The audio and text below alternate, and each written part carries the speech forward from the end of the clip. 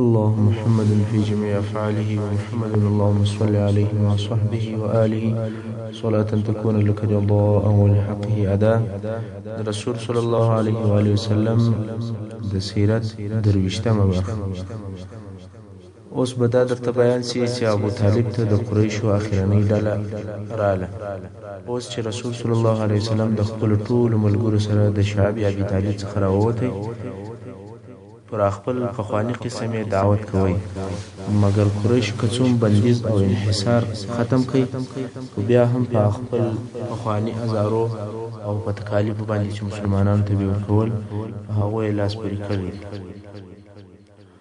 خلق د الله جل جلاله د لارې څخه منع کوي. ابو طالب پر هغه ډول د خپل وراره دفاع کوي او ساتنه یې کوي، مګر په دغه وخت کې د ابو طالب عمر تر 80 کلو اوښتی. دغه لوی واقعات او غمونه چې د کلو راهیسې پر ده باندې پله پسې را روان دي، خاصتا دغه بندیز او انحصار دی ډېر ځای په کړی و.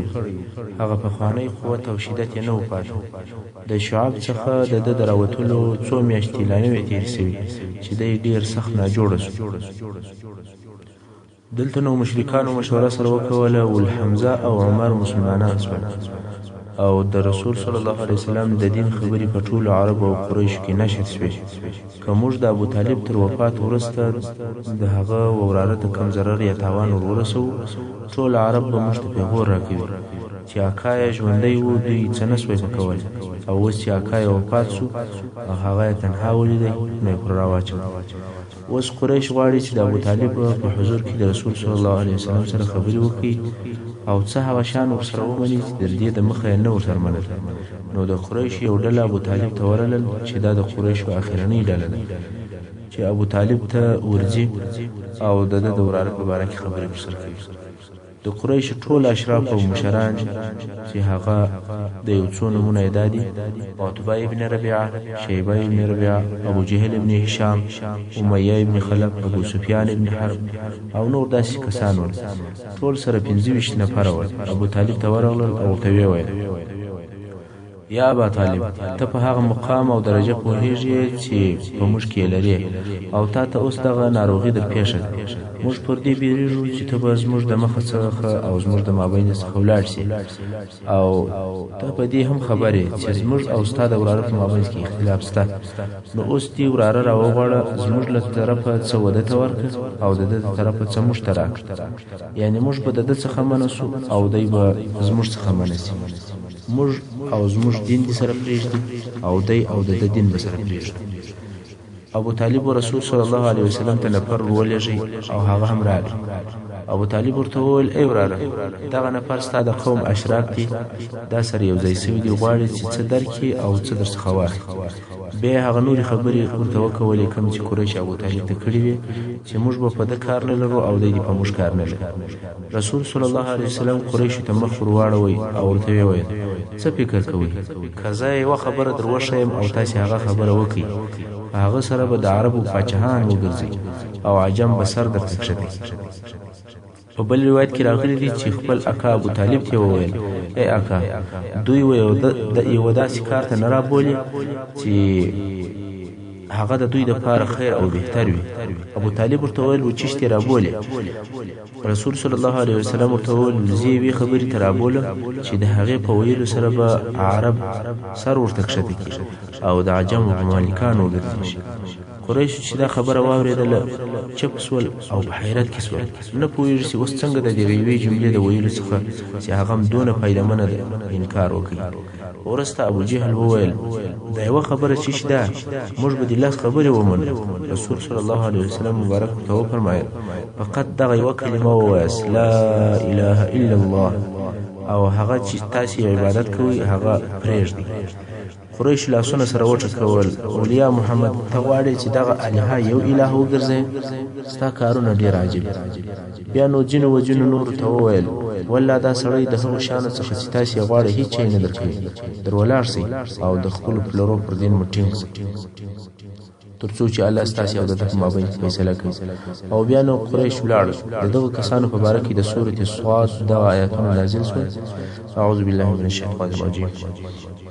وعجبوا أن جاءهم منذر منهم وقال الكافرون هذا ساحر كذاب. او کفار د دې څخه تعجب کوي چې دوی د بیرونکي نبی د دوی د قوم څخه راغلی دي او دا کفار وایي چې دغه بیرونکي نبی ساحر دروغجن دی. اجعل الآلهة إلها واحدا إن هذا لشيء عجاب. آیا د دغه 360 معبودان یو الہ ګرځولې دي؟ دغه چې دی وایي چې دغه ډیر معبودان پرېږدي او د یو الله عبادت کوي، دا یو ډیر عجیب شی یا عجیب کار دی چې مثل نه لري. وانطلق الملأ منهم أن امشوا واصبروا على آلهتكم إن هذا لشيء يراد. او د دوی مشران په تلوار سره دغه مجلس څخه ولاړ شول چې یو او بل ته سره ویل درځئ د دې ځایه ولاړېږئ او د خپل معبودانو پر عبادت مو صبر وکړئ او ټینګ اوسئ. بېشکه چې دغه شی یعنې توحید خامخا یو شی دی چې زموږ څخه اراده سوې ده، یعنې دی غواړي صلی الله علیه وسلم چې د توحید په نامه سره موږ ټول د ځان تابع کړي. ما سمعنا بهذا في الملة الآخرة إن هذا إلا اختلاق. دغه توحید او وحدانیت په ورستنی عیسوي دین کې موږ نه دی اورېدلی. دغه توحید له خپل ځانه جوړ شوی درواغ دی او وروسته نور آیتونه هم په دغه باره کې نازل شوي دي. اوس به د عام الحزن یا د غم د کال بیان درته وشي. رسول صلی الله علیه وسلم بیا هم د خپلو ازارو او تکالیفو سره سره توحید او الهي دین ته دعوت کوي تر څو چې دوی لوی او ډېرې مهمې واقعې پیښ شوې. داسې واقعې چې پر دعوت او د رسول صلی الله علیه وسلم پر ژوند یې ډېر تاثیر وکړ. اول د رسول صلی الله علیه وسلم مهربانه او خواخوږي او حمایت کوونکي آقا ابو طالب وفات. دویم د رسول صلی الله علیه وسلم د مهربانه او غم شریکې زوجې حضرت خدیجه رضی الله عنها مبارکه وفات چې اوس به دغه دوی واقعې په تفصیل سره درته بیان شي. د ابو طالب ناجوړي نور هم شدیده شوه تر څو چې د وفات ورځ یې راورسېده. د ابو طالب وفات د بعثت د 10 کال د رجب په میاشت کې و او 6 میاشتې وروسته تر هغه وفات شو چې قریشو د طرفه څخه او بندیز او انحصار پای ته ورسېد. او څوک وایي چې دغه کال د رمضان مبارک په میاشت کې وفات شو. هغه ابو طالب وفات شو چې د قریشو د ازارو او تکالیفو څخه د رسول صلی الله علیه وسلم ساتونکی او حمایت کوونکی و. رسول صلی الله علیه وسلم د په وفات ډیر غمجن شو او تر اندازې زیات خوابدی شو، ځکه ابو طالب هغه اکا و چې رسول صلی الله علیه وسلم یې کوچنی لوی کړی او رسول صلی الله علیه وسلم ته د ابو عبدالمطلب تر وفات وروسته د پلار په درجه کې و. د رسول صلی الله علیه وسلم عمر 8 کاله و چې تربیه د ابو طالب پر غاړه شو. سره د دې چې ابو طالب ایمان نه راوړی خو بیا هم د رسول صلی الله علیه وسلم لوی مرسته کوونکی او حمایت کوونکی و.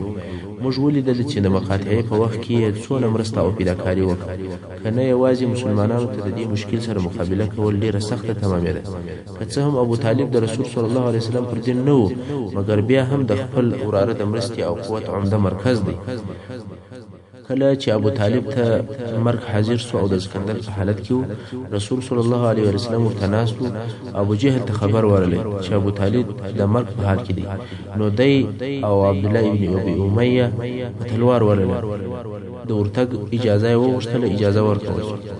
ابو طالب کې روح پاته دی. رسول صلی الله علیه وسلم مبارک ورته ناست دی او ورته وایي ای اکا د لا اله الا الله کلمه ووایه، فقط یوه کلمه، کولای سم چې د دې کلمې په سبب به د قیامت په ورځ ستا شفاعت وکړم. ابو جهل وایي یا ابا طالب د عبدالمطلب د دینه اورې چې دغه کلمه وویل ستا اولادیت به تر ابده پیغور ورکول کېږي. ابو جهل شیطان همیشه د اسلام مخ نیسي او نه غواړي چې یو څوک مسلمان شي. رسول صلی الله علیه وسلم کوشش کوي چې ابو طالب ایمان راوړي او ابو جهل په پرلپسې ډول باندې ابو طالب منع کوي. اوس ابو طالب متردد او په شک کې دی چې د توحید کلمه ووایي او که یا. خو ابو جهل او عبد الله ابن ابي اميه ورته جوړېدلي تر څو د ابو طالب اخري خبره دا شوه قل على ملة عبد المطلب، یعنی د عبد المطلب پر دین یم او وفات شو. ایمان یې نه راوړی او په دې بیا رسول صلی الله علیه وسلم چې کوم مخکې غم و هغه غم نور هم ډیر شدید شو ځکه اکا یې ایمان ته نږدې سوی و مګر مسلمان نشو حال دا چې دی تر ټولو خلکو رسول صلی الله علیه وسلم ته ډیر نږدې دوست و او تر هر چا د رسول صلی الله علیه وسلم دفاع زیاته کړې وه بیا نو رسول صلی الله علیه وسلم وفرمایل تر څو چې منع سوی نه یم د مغفرت په طلب به درته کوم یعنی که مې الله منع نه کړي زه به ستا دپاره د عفو او بخښنې غوښتنه کوم د دې موضوع په باره کې الله جل جلاله د سورة توبې 114 نمبر آیات نازل کړ اعوذ بالله من الشیطان ما كان للنبي والذين آمنوا أن يستغفروا للمشركين ولو كانوا أولي قربى من بعد ما تبين لهم أنهم أصحاب الجحيم یعنی نبی او هغه کسانو ته چې ایمان یې راوړی دی نه شایي او نه لایق دی چې د مشرکانو دپاره مغفرت وغواړي څه هم دغه مشرکان د دوی سره خپلوي لري دا کار څه وخت نه دی پورته پکار او وروسته تر هغه چې دوی ته ښکاره سي چې بېشکه دوی دوزخیان دي یعنی پر کفر باندې مړه سوي دي کله چې مؤمنان خپل ځانونه او مالونه پر الله باندې خرڅ کړي دي نو دا کار هم ورسره حتمي او ضروري دی چې خپل ځانونه د بل هر چا څخه راټول کړي او یوازې خپل رب جل جلاله ته وسپاري د الله جل جلاله د دشمنانو سره چې د هغو دوزخي توب او د الله سره دشمني معلومه سوي وي د هغو څخه باید چې خپله د دوستۍ او د مهربانۍ سلسله وشکوي که څه هم دغه د الله دشمنان د خپلوان مور پلار یا خور یا قریبان نور خاص خپلوان وي ځکه هر هغه څوک چې د الله دشمن او له خپل رب سرکشه وي هیڅکله د مؤمن دوست او خپل نسي کېدلی نو د هر هغه چا په باره کې چې داسې معلومات حاصل شي چې په یقیني ډول سره دوزخي دی نو بیا د بخښنې او د مغفرت غوښتنه دغه دپاره منع ده اوس نو دغه د کفر او دوزخیتوب معلومات که په وحی سره وي او یا هغه څوک چې په ښکاره باندې پر کفر یا پر شرک باندې مړ سي نو دغه دپاره غوښتل د مغفرت دا منع دي او بیا هم د دې موضوع په باره کې د سورة قصص 56 نمبر آیات هم نازل شو اعوذ بالله من الشیطان الرجیم إنك لا تهدي من أحببت ولكن الله يهدي من يشاء وهو أعلم بالمهتدين یعنی یا محمد صلی الله علیه وسلم بېشکه ته هغه څوک پر سمه لار نسي برابرولی چې ستا خوښه وي بلکې الله و هغه چاته سمه لار ښیي چې د هغه د هدایت اراده وفرمایي خاصه خبرتیا یا خاصه تنبیه د رسول صلی الله علیه وسلم د والدینو په باره کې د اسلامي علماو اقوال ډېر فرق سره لري ځینو د دې دپاره چې د دوی ایمان او نجات ثابت کړي خاصې رسالې لیکلي دي او ځینو د حدیثو شرح کوونکي محدثانه او متکلمانه بحثونه کړي دي خو د احتیاط او د سلامتۍ ښه او غوره لار دا ده چې په دغه مسله کې څوک چپ پاتې سي او په داسې دقیقو بحثو کې د څېړنو څخه ځان وساتي د داسې مسایلو حقیقت یوازې الله جل جلاله ته معلوم دی او هغه عادل رب ښه ډول سره د ټولو موضوعاتو فیصله کوونکی دی د ابو طالب د ایمان په متعلق دغه لاندې معلومات په صحیح احادیثو سره راغلي دي اول امام بخاری د ابي سعید الخدري رضی الله عنه څخه روایت کړی چې وایي یو وخت د رسول صلی الله علیه وسلم اکا ابو طالب د رسول صلی الله علیه وسلم په حضور کې یاد شو رسول صلی الله علیه وسلم فرمایل شاید ته د قیامت په ورځ زما شفاعت دا نه پور ورسي چې د اور په څنډه کې به وي چې اور به تر بجلاکو پورې رسیږي بیا هم په صحیح حدیث کې راغلی دی چې حضرت عباس ابن عبد المطلب رضی الله عنه ورسول صلی الله علیه وسلم ته وویل اکا ته به څنګه په ورسیږي هغه اکا چې ستا ساتنه یې کوله او ستا په سبب باندې په قهر کېدی چې مطلب ابو طالب رسول صلی الله علیه وسلم ورته فرمایل هغه د اور په څنډه کې دی که زه نه وای د اور په هغه کښته طبقه کې به وای خو بیا هم په تکرار سره وای زیات تر دغه د ابو طالب په کفر او په ایمان کې بحث کول غیر ضروري موضوع دی شبه دا وی چې د داسې غیر ضروري او د خطراتو څخه ډکې موضوعګانو په باره کې څوک چپ پاتې سي چې د ګټې پر ځای تاوان ورته پیښ نشي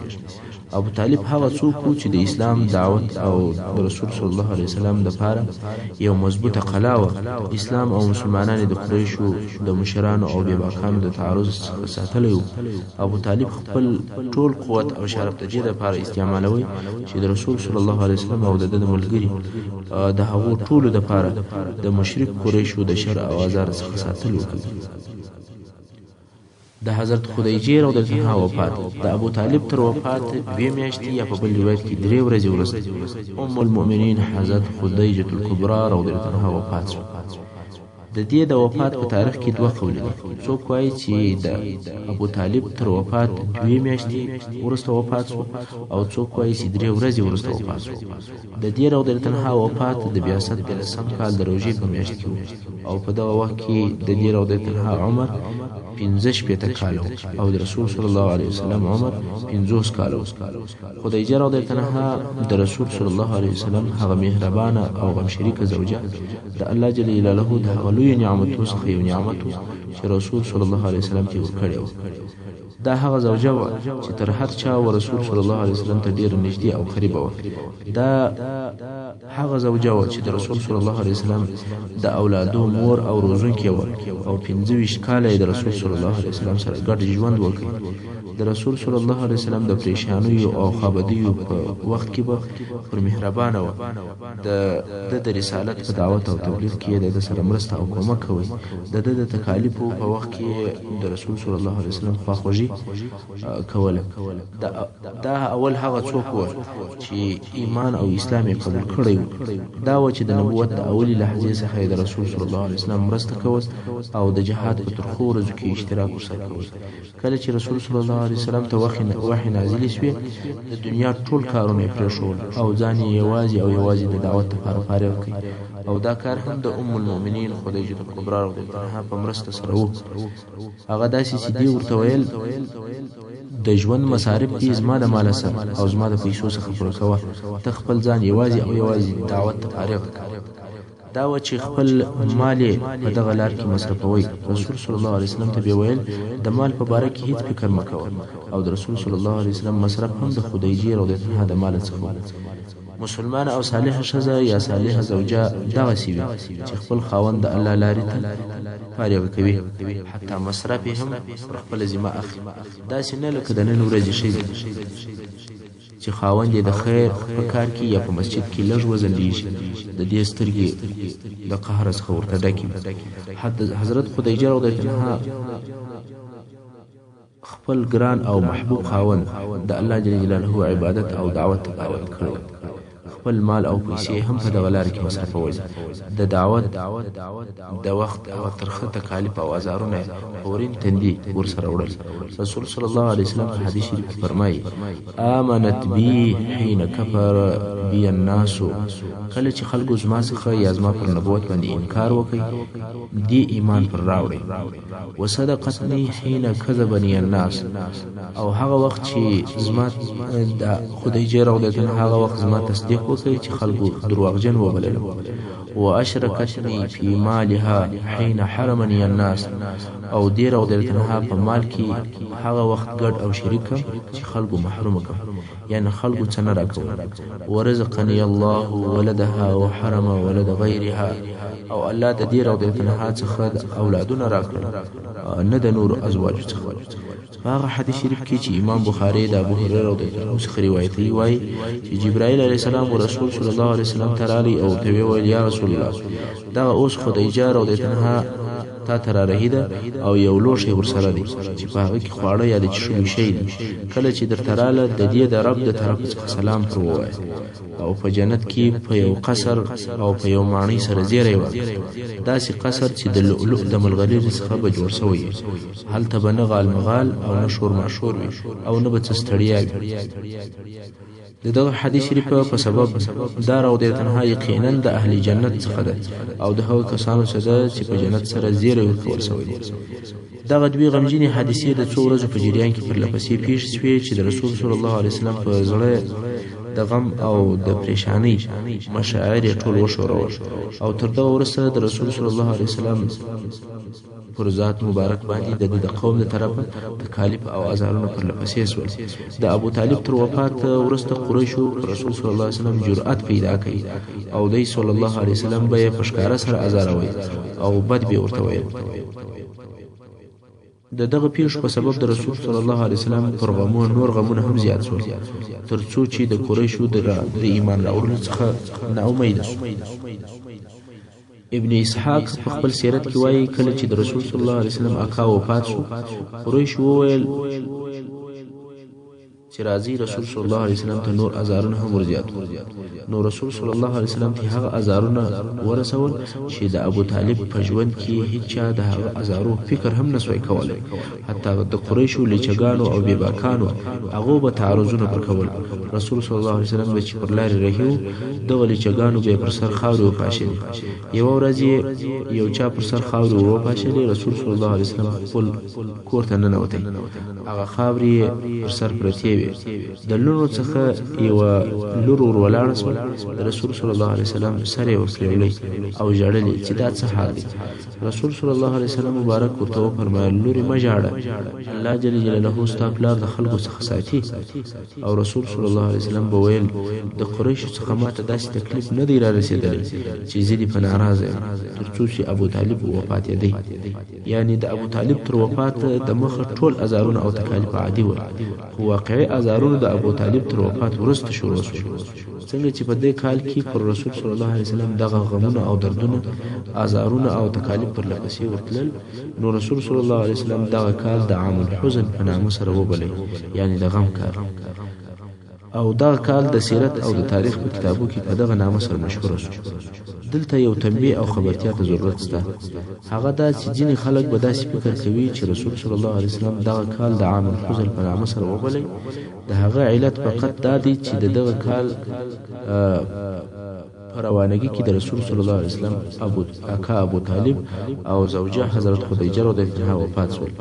او ډیر خلک شاید د دې لپاره چې په خپل مړسو اقرباو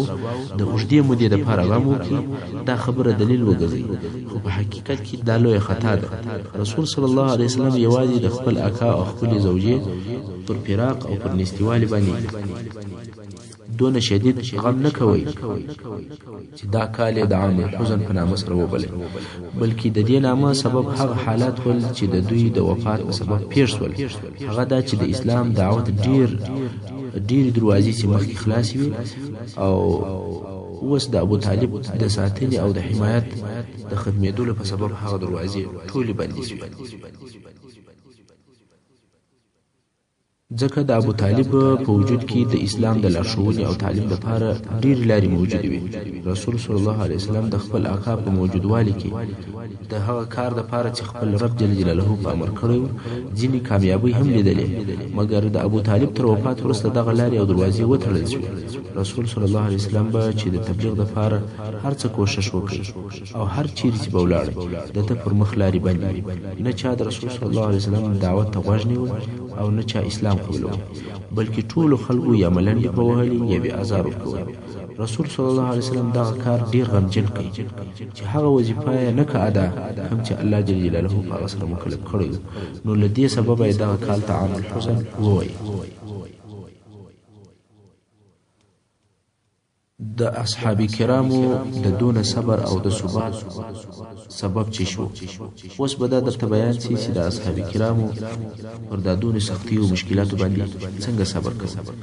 د دغه ازارو او تکالیفو تر اوریدلو وروسته عاقل او هوښیار خلکو ته دا سوال او پوښتنه پیدا کیږي چې د دغه ازارو په مقابل کې د مسلمانانو د دغه صبر او ثبات او د دغه تحمل او مقاومت چې عقلونه ورته حیرانیږي د دې سبب او باعث چې شو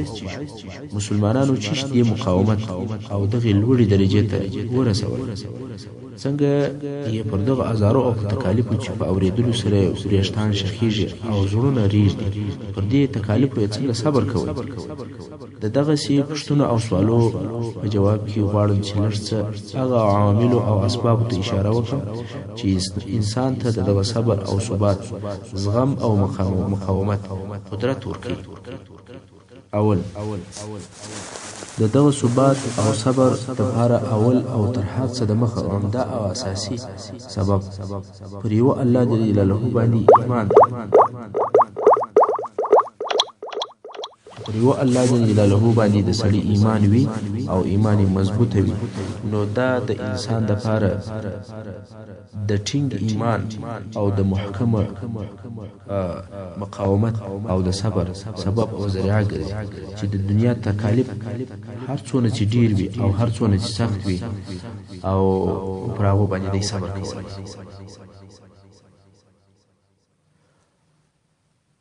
او هغه څوک چې په ایمان کې ډیر مضبوطه وي هغه دغه ټول مشکلات خپل ایمان ته او د ایمان په مقابل کې داسې ویني لکه د نړونکي سیل پر سر باندې خاشیه هغه سیل چې لوی لوی بندونه او لوی کلاګانې نړوي د دغسې ایمان خاوند د خپل ایمان په خوږوالي کې د خپل یقین په روښنایي کې دغه دنیوي زحمتونه او تکلیفونه نه حسوي او نه یې پروا پکې ایښي د دغه ذکر سوي اصلي او یوازیني سبب څخه چې په صادق ایمان باندې څوک وپوښل سي نور څو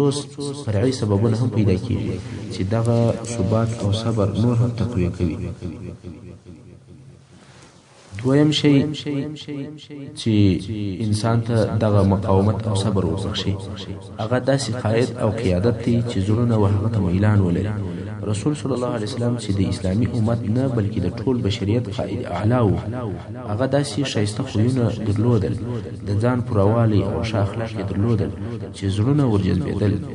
او ځانونه تر قربانېدل د کمال او پوروالي هغه خویونه پکښې موجود ول چې هیڅ بشر ته نه دي ورکول سوي د شرف خیر فضیلت عفت امانت صدق او ټول د خیر اوصاف داسې او دومره پکښې موجود ول چې دشمنانو به هم په هغو کې شک نه کوي